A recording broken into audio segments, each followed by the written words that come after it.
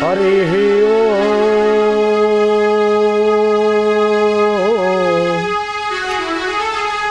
ओम नमो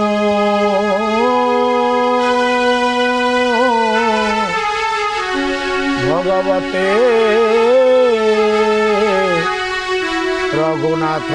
रघुनाथाय नीलाम्बुजस्य मलकोमलाङ्गं सीता समारो पितवामभागम् नीलाम्बुजस्य मलकोमलाङ्गं सीता समारो पितवामभागम् पाणौ महासायकचारुचापं पाणो महासायकचारुचापं नमामि रामं रघुवंशनाथं नमामि रामं रघुवंशनाथं नमामि रामं रघुवंशनाथं नमामि रामं रघुवंशनाथं नमामि रामं रघुवंशनाथं।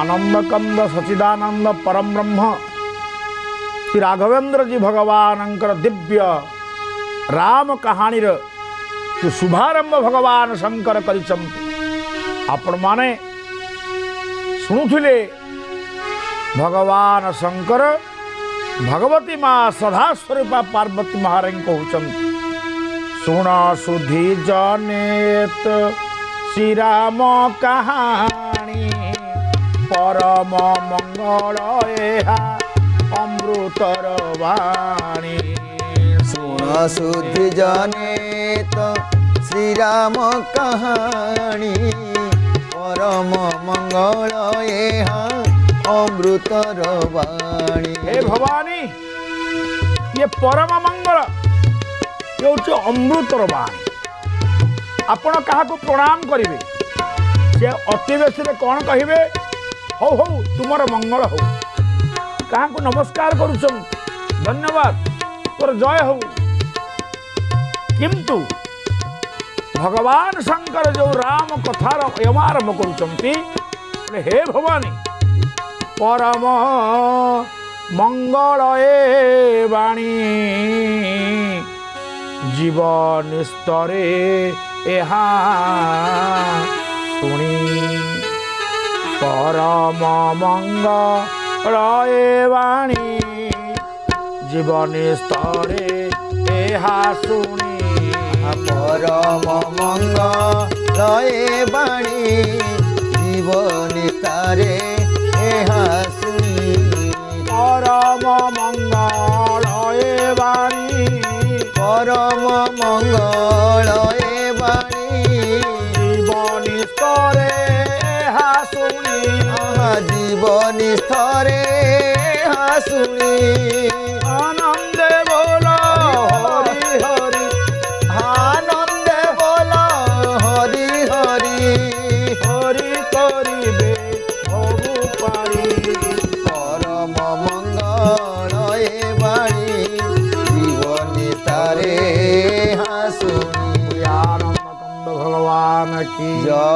प्रिय सज्जन भगवान शंकर कहते परम मंगल ए वाणी ए वाणी की जे शुणुची से जीव उद्धार पाइब तार परम मंगल हम परम मंगल आशीर्वाद देवर अधिकार कहारी नहीं जी भागवतर वाणी पढ़ुथिव भागवतर वाणी शुणुथिव जे राम कथा श्रवण करुथिव रामंकर परम पावन गाथा को कानरे शुणुथिव तार परम मंगल हब खाली मंगल नुहे परम मंगल कारण चतुर्वेद वेद वेदांत शास्त्र निगम आगम जी किसी ग्रंथ अच्छा सबूक मिसई सारा पर ये राम कहानी जाह्नवीर धारा प्रवाहित होती मूल सूत्र । भगवान शंकर कहते हे भवानी ସତ୍ସଙ୍ଗର ଫଳ ହେଉଛି ଅମୃତ।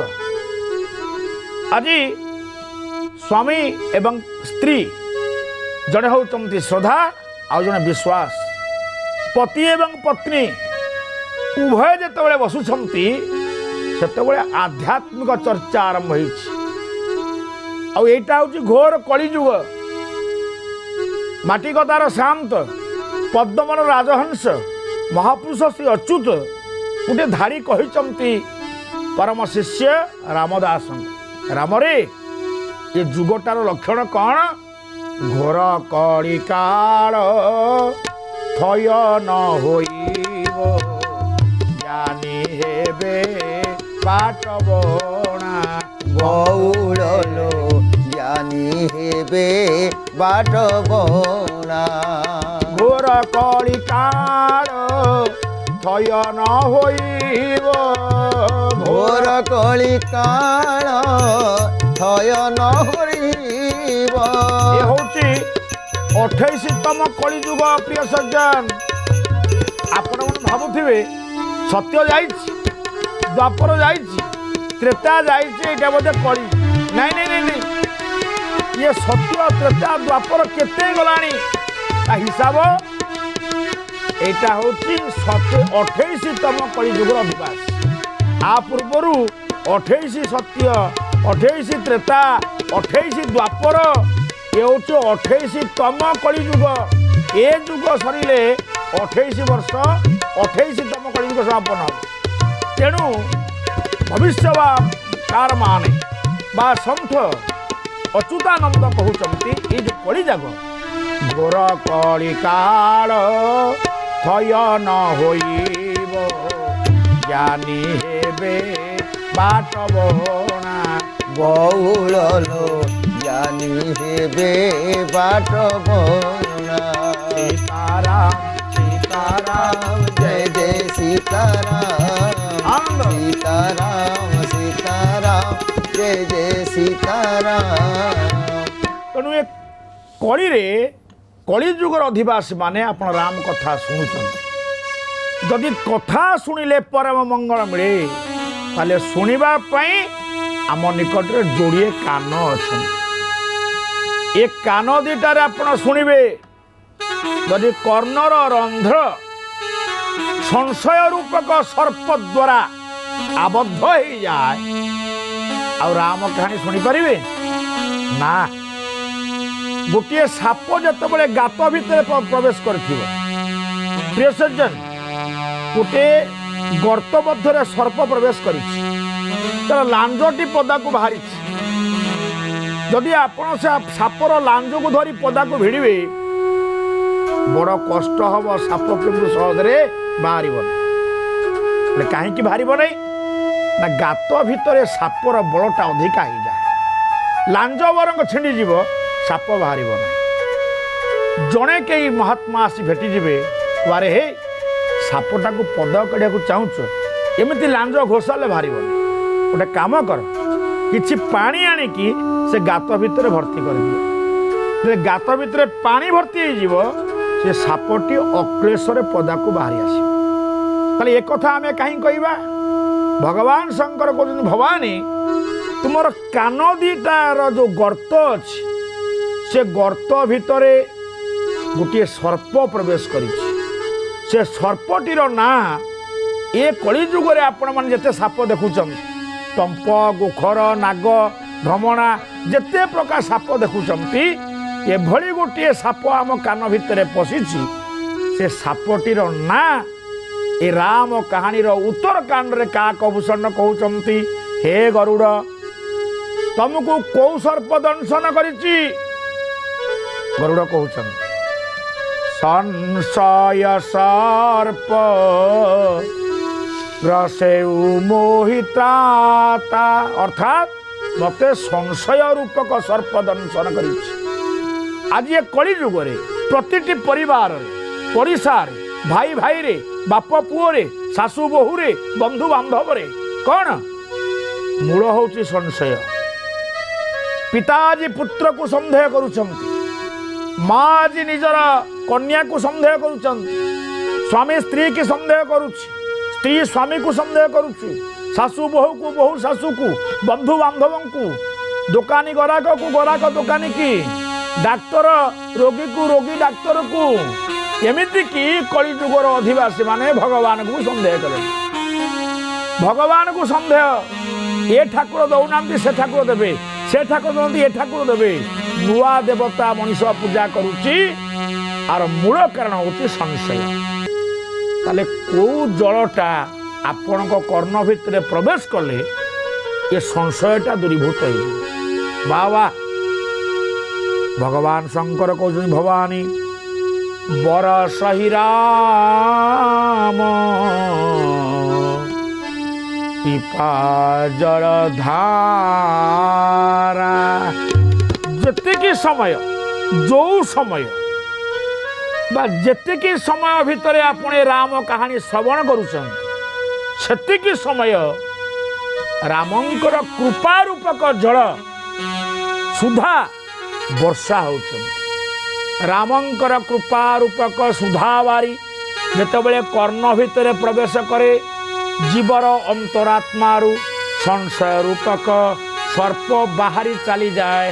ସର୍ପ ବାହାରି ଗଲେ କର୍ଣ୍ଣ ପବିତ୍ର ହୋଇଗଲା। ଏ କାହାଣୀ ଶ୍ରବଣ ଦ୍ୱାରା ଆପଣଙ୍କର ପରମ ମଙ୍ଗଳ ହେବ। ଆପଣଙ୍କ ପରିବାର ମଧ୍ୟରୁ ନକାରାତ୍ମକ ଶକ୍ତି ଦୂରୀଭୂତ ହୋଇଯିବ।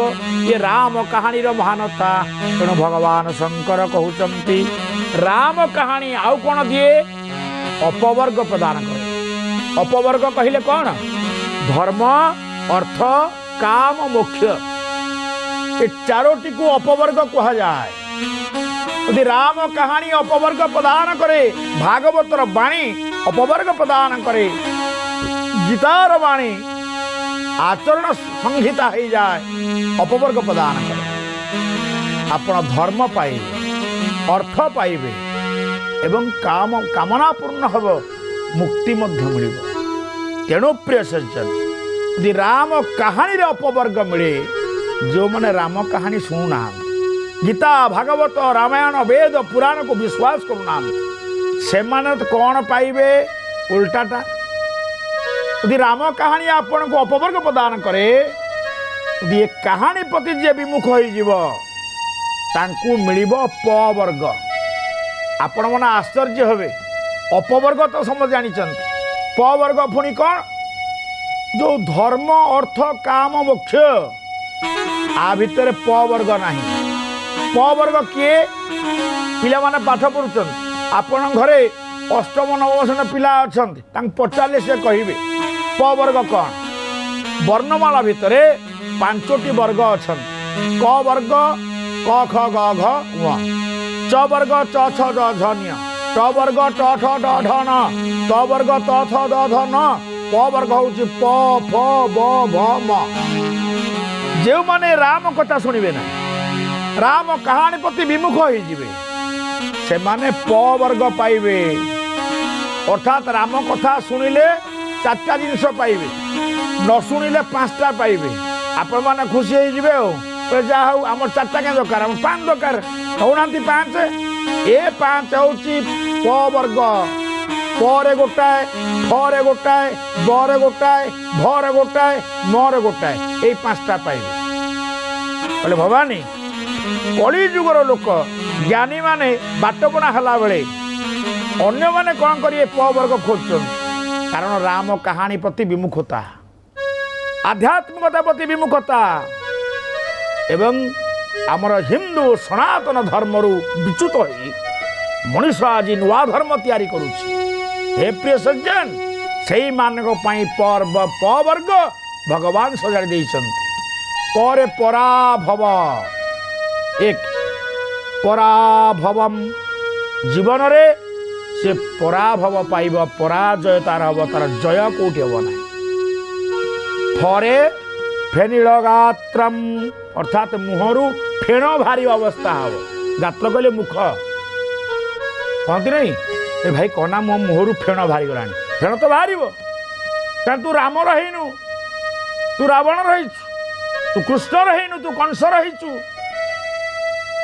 ମନେ ରଖ, ରାମ କାହାଣୀ ପ୍ରତି ବିମୁଖ ହେଲେ ଫେନିଳ ଗାତ୍ରମ୍ 2, ବରେ ବନ୍ଧନ, जीव संसार बंधन मुक्ति होगापाई बंधन चक्र मुक्त होगापाई साधन करे किंतु बंधा हवार बाट तू करुछु प फ बर है बंधन युक्त हब बंधा हब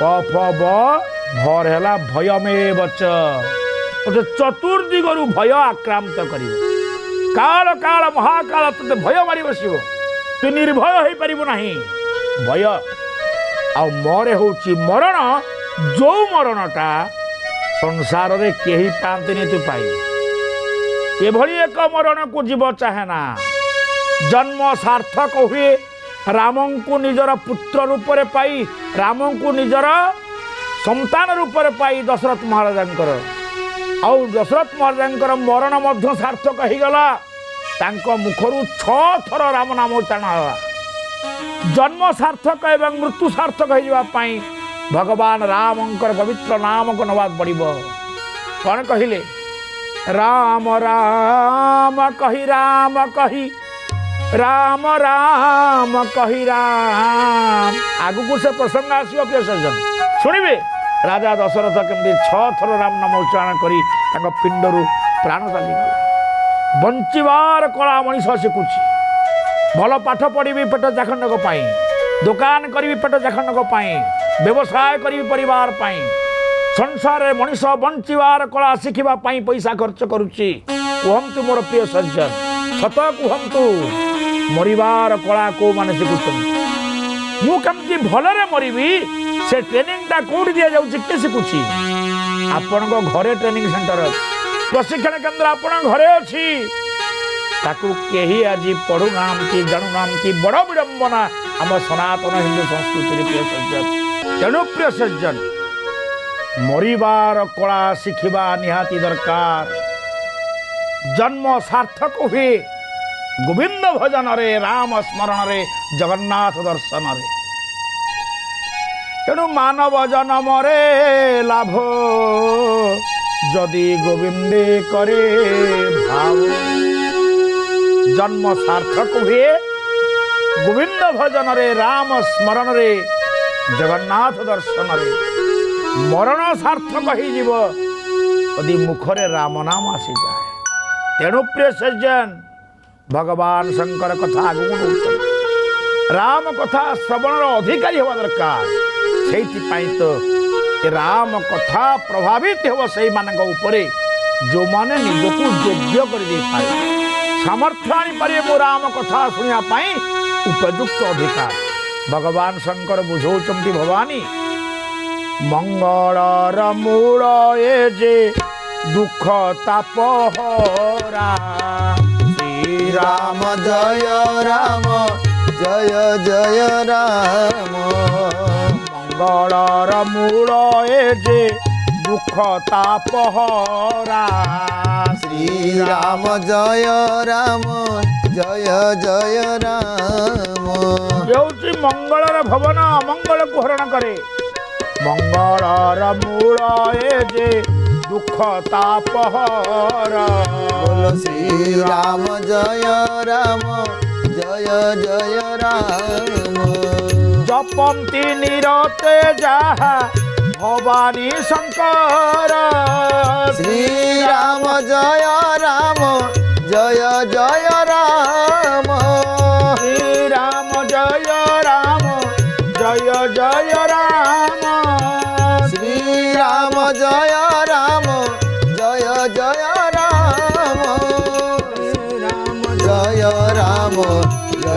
जय राम श्री राम जय राम माँ भगवती माँ भवानी पार्वती महारानी अत्यंत आनंदित प्रसन्न हो गए बोले स्वामी आउ अधिकारी केउ माने भगवान शंकर बड़ पीत बोले शुणव भवानी मो इष्टदेव रघुनाथंकर खाली महिमा नामर महिमा कहले भवानी सरीब ना तुम अंतर मन छोटिया संशय थिला सतरे कौन हजारे नाम विष्णुंकर हजारे नाम अपेक्षा भावर सहित भक्तिर सहित थरे मात्र राम नाम उच्चारण करदेले कौन तुलनीय हम ना भवानी देख देख भवानी मोर कंठ प्रदेश। माँ भवानी कहले प्रभु ए कंठ प्रदेश तो नीलकंठ आपणकर आउ गोटे नाम हूँ नीलकंठ मु जानी प्रभु आपण हलाहल विष पान करथिले। भगवान शंकर कहते हलाहल विष पान कला परे मध्य मोर कंठे प्रदेशटी नील पड़गला भवानी शरीर अन्य कौन अंग नीलवर्ण धारण कला नहीं। ए संपर्क रे तुमे तो मत के पचारिना हे मोर प्रिय सज्जन ये हूँ राम नामर महिमा। सदिन देवासुर मध्य कथा हला क्षीरसागर मंथन हब समुद्र मंथन आरंभ हला देवता एवं असुर मान मध्य कथा होता जहाँ बाहर समुद्र मध्य जिते चेरमूली औषधीय वृक्ष सब पकईदे जहाँ बाहर उभय पक्ष बांटिकी ने मंथन आरंभ हला भयंकर मंथन देवता मंथुचंदी समुद्र समुद्र मंथन रु प्रथमे कौन बाहर देवता माने चाहते असुर माने चाहते बाहरी बाहरीला हलाहल विष बोलिया आनंद कंद भगवान की जय हलाहल विष बाहरीला सेतबेले जगत स्तब्ध होगला। जलचर स्थलचर उभयचर नभचर वायुमंडल विषाक्त होगा लगिला। देवता माने कहले तुम्हें कथा देच हलाहल विष असुर माने नहीं जा असुर माने मना कले ना आमे विष नबु नहीं।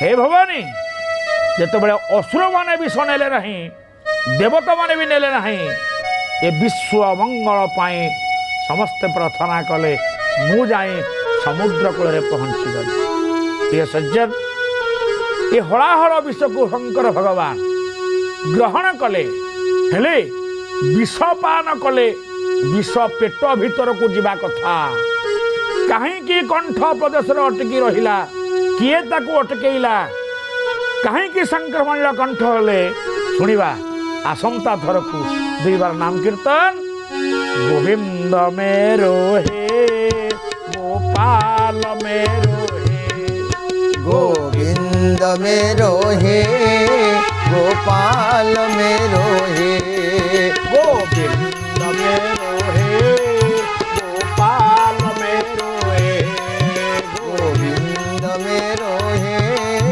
गोपाल मेरो हे मेरो बांके बिहारी नंदलाल मेरो हे मेरे बांके बिहारी नंदलाल मेरो हे गोविंद मेरो हे गोपाल मेरो हे गोविंद मेरो हे गोपाल मेरो हे आनंद कंद भगवान की जय।